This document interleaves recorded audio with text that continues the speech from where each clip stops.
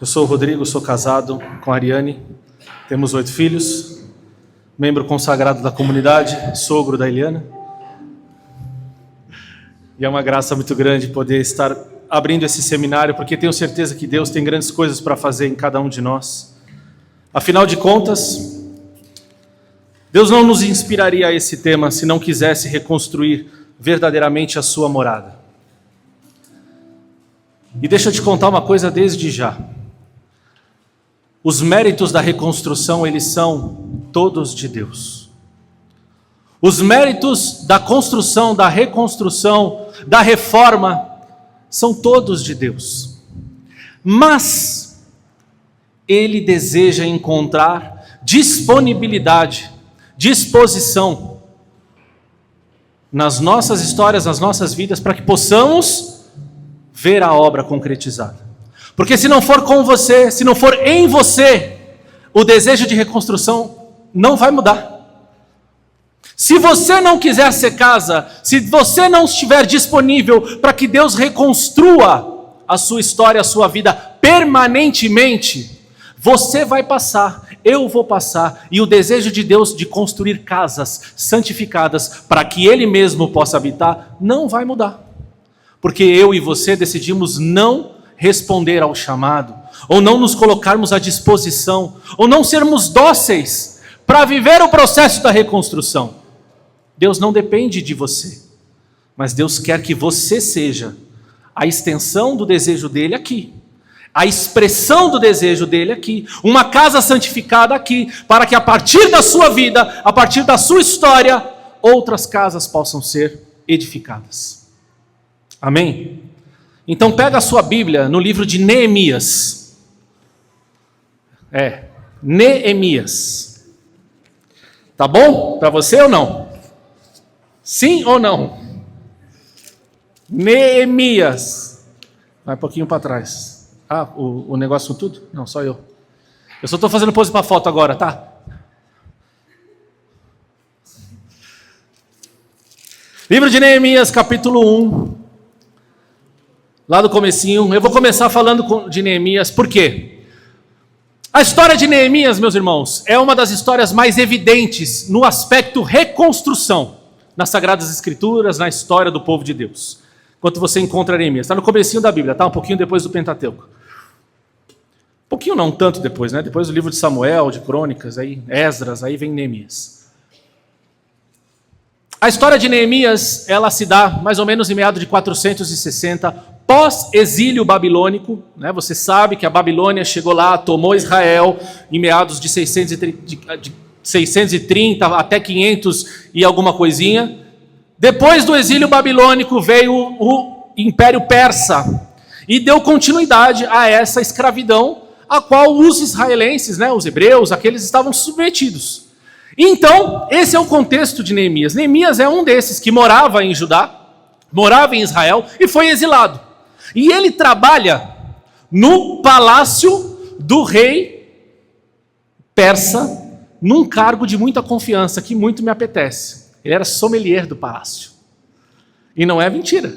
Ele cuidava do vinho. Ele era responsável pelo serviço do vinho no palácio, porque naquela época muitos queriam envenenar os reis. Então havia alguém para fazer o serviço, e antes do rei tomar o vinho, ele mandava ver, que se ele não morresse, o rei então mandava brasa. Ele era Neemias, um exilado que trabalhava num cargo de autoconfiança dentro do reino persa, em meados de 460. Bom, o que está acontecendo, né? Lá no comecinho, no livro de Neemias, no capítulo 1, vamos já para o versículo 2. Chegou Anani, um dos meus irmãos, com homens de Judá. Eu interroguei-o sobre os judeus libertados que tinham sobrevivido ao cativeiro e sobre Jerusalém. Responderam-me.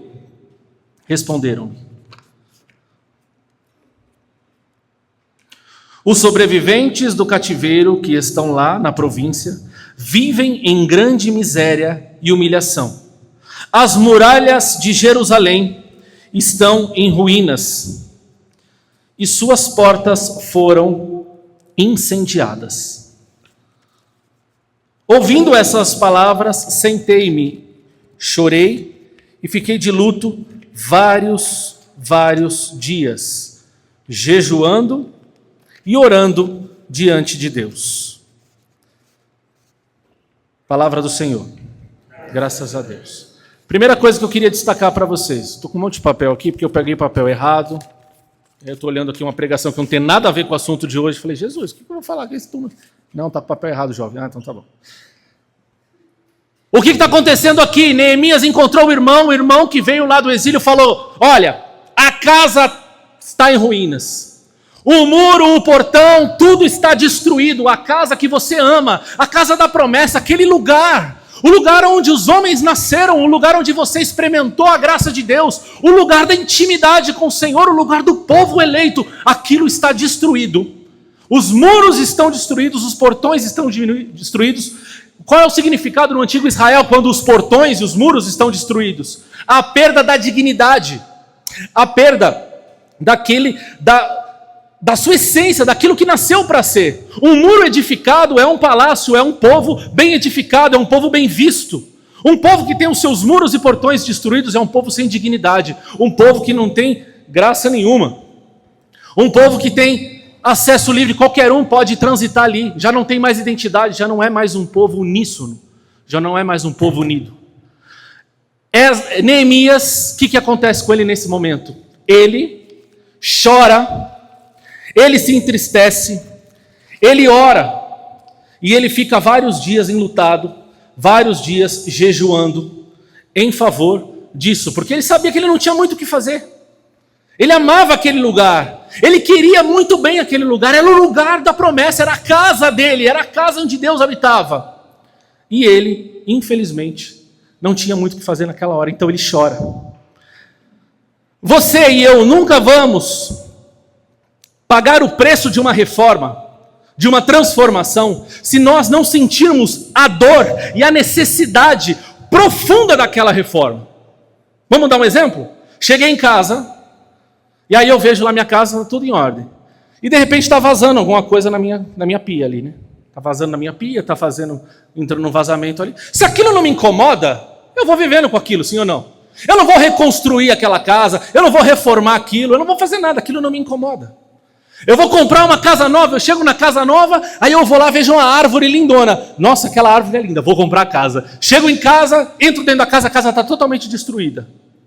Não tem mais nada que se possa fazer. Tu comprou a casa daquele jeito, vai ter que ficar com ela. Por quê? Porque você não deu valor. Você não viu sentido naquilo. Aquilo não te comoveu. Então uma premissa na história de Neemias é que a construção, a reconstrução de uma casa exige daqueles que desejam essa reconstrução um valor profundo. Um desejo profundo de que aquilo aconteça. A dor que Neemias sentiu ao saber que a casa estava destruída foi uma dor descomunal. As Sagradas Escrituras deixam claro.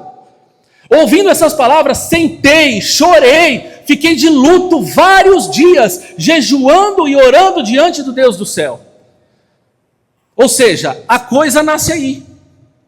A sua história, ela só vai ser reconstruída a partir do momento que eu e você nos compadecermos dela, observarmos essa história e nos entristecermos da miséria que somos, jejuarmos, orarmos e chorarmos pelos miseráveis que somos, para que o Senhor, olhando para essa condição desfavorável, Ele que é o Todo-Poderoso, Ele que pode todas as coisas, possa vir ao nosso favor. Possa vir ao nosso favor. O peso que Neemias sentiu comoveu o coração de Deus. Para encurtar a história, se você for lá no capítulo 2, continuando, o texto, o que acontece? Neemias, ele se apresenta diante do rei, com uma cara meio triste, uma cara meio cabisbaixa. Eu não vou ler o texto, depois você pode ler, com uma cara meio triste, descabelada. Aí o rei fala, você que estava sempre feliz, sempre sorrindo, sempre de bem com a vida, está com essa cara triste por quê? E o texto diz que ele para apreensivo diante da interpelação do rei. Ou seja, Neemias teve medo. Neemias primeiro sentiu o peso da necessidade da reconstrução, o peso da destruição, o peso da ruína, o peso daquilo que ele não sabia como lidar. Ele sentiu, ele se enlutou. E depois, na hora de se apresentar ao rei, e o rei pergunta para ele o que está rolando, ou seja, o rei que está destruindo, o rei que está matando, o rei que está arrebentando com a casa de Neemias, pergunta o que está rolando, Neemias tem medo, mas não paralisa. Ou seja, outro ponto importante, além de sentir o peso, de desejar a reconstrução, de sentir a necessidade daquela reforma, nós não podemos nos paralisar diante da nossa incapacidade, porque parece que não tem jeito. Neemias está diante de uma obra muito grande, muito distante da possibilidade dele. Ele só serve o vinho no palácio. Aquilo é impossível. O que ele pode fazer? Ele não pode fazer nada. Ele tem medo de dizer para o rei o que está rolando, mas ele vence o medo, ele apresenta ao rei as suas necessidades, e aí Deus vai honrando, e Deus diz através, para Neemias, vai caminhando, porque eu vou te honrar. E aí o rei pergunta, mas então o que está rolando? Destruiu o muro, destruiu a coisa toda, não sei mais o que fazer. Aí o rei fala, quer ir lá? Ele fala, eu queria ir lá. O rei fala, então vai lá resolver. Não, então já que eu posso ir, então me escreve umas cartas de recomendação. Então está aqui as cartas de recomendação, e Neemias fala, epa, Deus está honrando, então além das cartas eu quero o material para reconstruir a parada. Ou seja, o cara que destruiu está honrando Neemias, porque Deus é o Deus que usa inclusive os destruidores para reconstruir a casa. Deus está usando o rei para entregar para Neemias o material, está usando o rei para entregar a Neemias as cartas, e Neemias vai. Neemias não se paralisa, Neemias vence o medo e vai para a reconstrução. E no meio do caminho enfrenta um monte de interpelações, um monte de impossibilidade, um monte de gente que vai contra ele, está maluco, isso não vai dar certo. E na mão ele tem uma espada, e na outra mão ele está reconstruindo, porque tem muita gente querendo que ele pare a reconstrução, e ele não para, porque ele sabia que Deus estava com ele, que Deus o honraria, e Deus honrou. E não foram só os muros e os portões de Israel que foram reconstruídos, a dignidade daquele povo. E depois Neemias é honrado como governador de Israel, e ele arrebanha um povo, e ele restitui a casa, e ele reconstrói a casa, não uma casa física, mas a confiança daquele povo, mas os corações ardentes, corações que não perderam a esperança. O exílio vai se findando, e este homem começa a ser um protagonista para que o plano de Deus ganhe a ativação, para que o plano de Deus ganhe protagonismo de fato. E o que isso nos ensina no dia de hoje? Nos ensina que, se nós não tivermos a consciência da verdade diante das destruições, qual é a reconstrução que Deus quer fazer na tua história hoje? Qual é a reconstrução que Deus quer fazer no meio de nós no dia de hoje? O que Deus quer fazer de novo? Independente do que seja o seu casamento, seja a sua história, seja a sua psique, seja as suas emoções, seja a comunidade, seja a igreja, seja o mundo, não importa, qualquer que seja a realidade de destruição que existe e que nós estamos contemplando, nós precisamos chorar, nos compadecer e sentir o peso por amor daquilo que está em ruínas. E Deus vai nos honrar. Porque quando nós nos ilutamos, quando nós mergulhamos nessa verdade, a nossa disposição é amplificada. Foi o luto de Neemias o combustível que ele precisava. Foi a dor de Neemias o combustível que ele precisava para ajudar ao Senhor, como se Deus precisasse de ajuda, vocês estão entendendo? Para conseguir concretizar a obra, porque se Neemias dissesse não, assim como aconteceu no Êxodo, com Moisés, tivesse dito não, outro se levantaria, e se você disser não, outro vai se levantar no seu lugar, porque se existe alguma obra a ser reconstruída, em nome de Deus, Ele vai reconstruir, com ou sem você. Melhor que seja com, né? E eu prefiro que seja com, porque a gente contempla, a gente se alegra, a gente vive e a gente pode testemunhar aos quatro ventos. Eu conheço um Deus que do nada faz tudo. Eu conheço um Deus que diante de uma ruína, diante de uma coisa que não tem mais salvação, Ele faz novas todas as coisas. É disso que nós estamos falando. Um Deus que quer fazer novas todas as coisas. Amém? Eu vou trazer aqui, inclusive, um pedacinho da Lumen Gentium, que é o pedacinho da segunda leitura do ofício de leituras de hoje, que ao ler eu fui muito tocado, muito simples na verdade, mas é um texto que também complementa bastante do que nós estamos falando hoje. Porque no final do dia, a reconstrução exige de cada um de nós intimidade com o Senhor de todas as coisas. E a via pela qual o Senhor é íntimo de nós é a via do Espírito Santo. Isso você já aprendeu, sim ou não? Sim ou não? É através do Espírito Santo que nós tocamos, que nós nos relacionamos, que nós sentimos, que nós nos movemos em nome de Deus. E a respeito do Espírito Santo, a Lumen Gentium diz assim: terminada na terra a obra que o Pai confiou ao Filho, que é o tempo que nós estamos vivendo, né? Jesus vai subir, e aí depois que ele sobe, terminou a sua missão aqui na terra. O Espírito Santo foi enviado no dia de Pentecostes, a fim de santificar continuamente a igreja. E por Cristo, no único Espírito, terem os fiéis acesso junto ao Pai. Ele é o Espírito da vida, fonte de água que jorra para a vida eterna. Por ele o Pai dá vida aos homens mortos pelo pecado, até ressuscitar em Cristo seus corpos mortais. Vou ler de novo essa última frase aqui. Por ele, ou seja, pelo Espírito, o Pai dá vida aos homens mortos pelo pecado, até ressuscitar em Cristo os seus corpos mortais. O Espírito habita na igreja e nos corações dos fiéis como em um templo.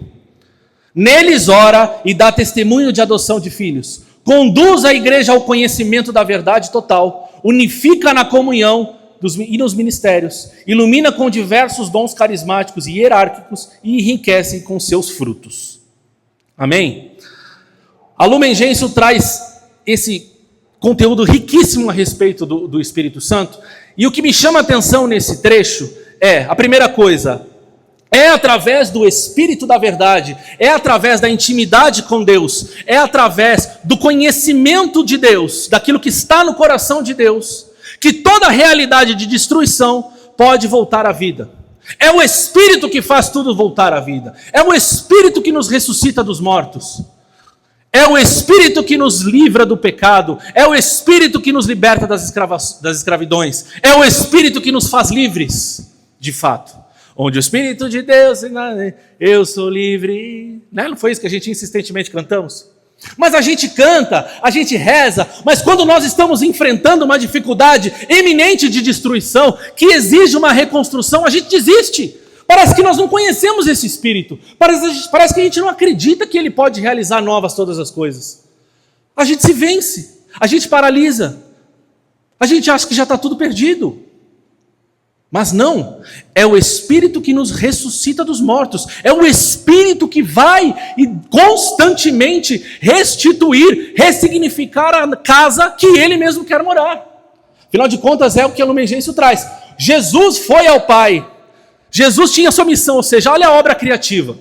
Deus cria todas as coisas e se comunica com alguns ao longo da história da humanidade. Depois de um tempo, Deus, mais uma vez, toma sua iniciativa e manda Jesus para salvar definitivamente toda a humanidade do pecado. E aí Deus, não cabendo-se em si mesmo, escolhe mandar o Espírito Santo para não mais caminhar no nosso meio, mas para morar dentro de nós. Ou seja, Deus já não mais caminha no meio de nós, Deus mora em nós. E essa casa que acolhe Deus é uma casa que precisa ser reconstruída e ressignificada permanentemente. Afinal de contas, todas as casas, espiritualmente falando, todas as casas que nós conhecemos, elas são um aglomerado de casinhas. Ou seja, essa casa chamada Cristo Libertador é uma casa que abriga um monte de casas. Eu sou casa. Fabiana, a Thalita, a Ariane, nós somos casa. E se eu como casa não sou reerguido, restituído, ressignificado permanentemente, a casa a qual eu faço parte é uma casa falida. Uma casa viva, uma casa eficaz. E por isso que a igreja é viva. Porque a igreja sim é formada por vários pecadores, mas essencialmente por homens e mulheres que buscam a verdade e a santidade com verdade, com radicalidade. Se a igreja dependesse de nós, a igreja estava viva? Faça essa pergunta dentro de você. Se a igreja católica dependesse de você, ela estava viva? Graças a Deus. Tem gente derramando sangue, tem gente amando Jesus de verdade, tem gente dando a vida, tem gente fazendo o que tem que ser feito, entendeu? E nós muitas vezes desistimos. A gente tem, verdade, lapsos, momentos, ora, agora, hoje sim, hoje se a igreja dependesse de mim, ela estava voando. Mas a gente desiste, e essa casa precisa ser reconstruída, ressignificada, a todo tempo. O Espírito habita na igreja e nos corações dos fiéis, como em um templo. Neles ora e dá testemunho. Nós realmente estamos nos aproximando da festa de Pentecoste. E o Espírito Santo deseja renovar essa intimidade com cada um de nós. Nós já sabemos quantas festas de Pentecostes você já viveu na vida. Desde que você nasceu, né? 35, 42, 83, aí vai. Não é 80 não, Ori? Não. 56... Fabiana já, 58. Então tem um monte de anos. Não é 58. Nós vivemos muitas festas de Pentecostes. Mas enquanto a gente continuar nesse lenga-lenga, a reconstrução vai demorar o mesmo tempo. Deus já não mora no mundo, Ele mora em nós, como eu disse. E daí podemos entender que a liberdade que tanto buscamos viver, ela precisa ser experimentada em cada uma das células, em cada uma das casinhas que aqui está. Se eu e você não experimentarmos a liberdade que provém da verdade que o Espírito me revela, se eu não viver a liberdade, fruto da experiência com a verdade que o Espírito me revela, eu vou fazer parte de uma realidade de escravidão. Vou ser agente propagador de escravidão, ao invés de ser um protagonista da liberdade. Você e eu temos a responsabilidade individual de viver esse assunto. Eu e você temos a responsabilidade individual de viver a reconstrução, para que esta casa seja uma casa de liberdade, uma casa de acolhimento, uma casa de que as pessoas possam transitar livremente, de acesso. Enquanto não chegarmos nesse nível, infelizmente seremos propagadores das nossas escravidões, né? O nosso Senhor, o nosso Deus, Ele é especialista em reconstruções. Vocês, né, a gente leu aqui nas Sagradas Escrituras a respeito de Neemias, e essa reconstrução, claro, a gente não está falando de literalidade, né? Nós não somos fundamentalistas, de ficar pensando só no texto pelo texto, aquela coisa toda. Nós podemos aplicar, como estamos fazendo, a vida de Neemias nas nossas vidas, nas nossas comunidades, na nossa sociedade. E Deus tem isso por repetição.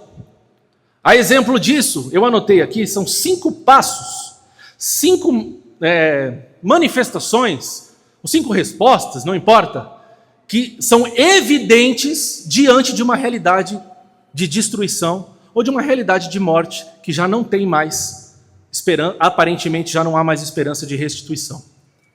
A primeira delas, e a gente pode pensar para ajudar na visão, na realidade do povo escravo no Egito. Então, o povo foi escravo. E lá ficou. Quanto tempo? Um tanto. 400 anos. 400 anos. Vocês já não imaginaram que depois de 3 anos, aquele povo já não falou assim, cara, já era, não vai dar mais não. Aí depois de 10, não, agora vai. Não, aí agora não. Aí começou a morrer uma turma.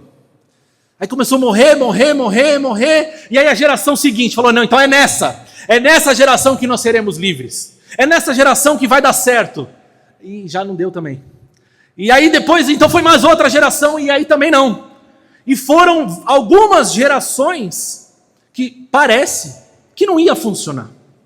Então a primeira coisa, diante de uma realidade de destruição, a iniciativa é sempre de Deus. Se a obra é dele, é ele quem vai inspirar os caminhos para essa reconstrução.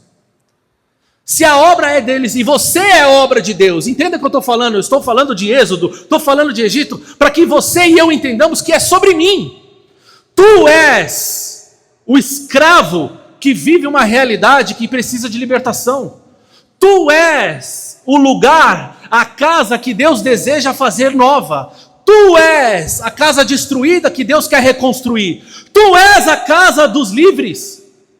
do livre, da liberdade. É com você que Deus está falando, é comigo que Deus está falando. A iniciativa é dele, no tempo dele, do jeito dele, da forma dele. Mas não podia ser mais rapidinho? Podia, mas se ele não quer. Mas não podia demorar mais? Podia, mas se ele não quer. Mas esse jeito não está funcionando, dessa forma não está funcionando, Moisés é meio gago, não vai rolar, Moisés não é capaz, não vai dar certo, e aquela confusão toda. Deus tem o jeito dele, se a obra é dele, e tu és obra de Deus. Deus tem um jeito específico de falar com você, e Deus quer fazer de você uma casa nova, reconstruída, revigorada. Iniciativa é sempre de Deus, se a obra é dele, ele que vai inspirar os caminhos. 2. A partir do momento em que Deus inspira os caminhos e manifesta o seu desejo de construção ou de reconstrução, exige a disposição do profeta, a disposição daquele que será o agente, daquele que vai trabalhar, daquele que vai exprimir, aquele que vai ser a manifestação da vontade de Deus nesse mundo. Precisa de disposição. É só você lembrar. Moisés foi disposto. Neemias, disposto. E aí, claro, além da disposição, existe o medo que precisa ser vencido. Em todas as realidades de reconstrução que as Sagradas Escrituras trazem, em todas elas houve uma objeção do profeta ou daquele que seria o agente protagonista. Mas será? Como vai se dar isso? Eu não sei. Eu não consigo. Mas eu sou jovem, mas eu sou pequeno, mas eu sou muito que isso. Davi, Samuel, todo mundo, não vamos, não, como é que eu vou fazer? Não vou dar conta. Mesmo com medo, ele vai. Mesmo com medo, o profeta, a profetisa vai. Débora, Ruth, nossa, mas como é que vai ser isso? Vai lá e corta a cabeça do... Vou, então eu vou. Falou, ter falado, não sei como é que eu vou fazer. Vai que eu vou te inspirar. Vai dar jeito, vamos, e Deus está falando assim para nós hoje, ei meu filho, vamos, mas Senhor, eu não sei como fazer, vamos, sua vida não tem mais jeito, não importa, eu sou o Senhor de todas as coisas, levanta e vai, vence o medo, vai para cima, porque quem está contigo é muito maior. A disposição do profeta ao segundo passo, o terceiro passo, e esse sim é um dos mais difíceis na minha concepção. A fidelidade no processo e a docilidade nas estratégias que Deus determina. Como vai se dar essa reconstrução, a gente pergunta. Porque nós temos na nossa cabeça um plano, sim ou não? Qualquer uma que seja. Tu precisa reconstruir teu casamento. Já arquitetou um planinho aqui. Vou fazer assim, vou fazer assado, assim. E aí Deus vem e faz. Não, esse plano não é bom. Bom é o meu. Não, mas o seu eu não sei, é muito difícil, muito complexo. Não, mas nós vamos libertar Israel do Egito, e aqui do Egito até a Terra Prometida, a logística leva mais ou menos uns 5 anos para fazer o caminho. E Deus resolve fazer eles zanzar 40 anos. Por quê? Porque Deus tinha um plano, Deus tinha um processo, Deus tinha uma metodologia. E ser dócil ao processo que é de Deus é difícil, é duro.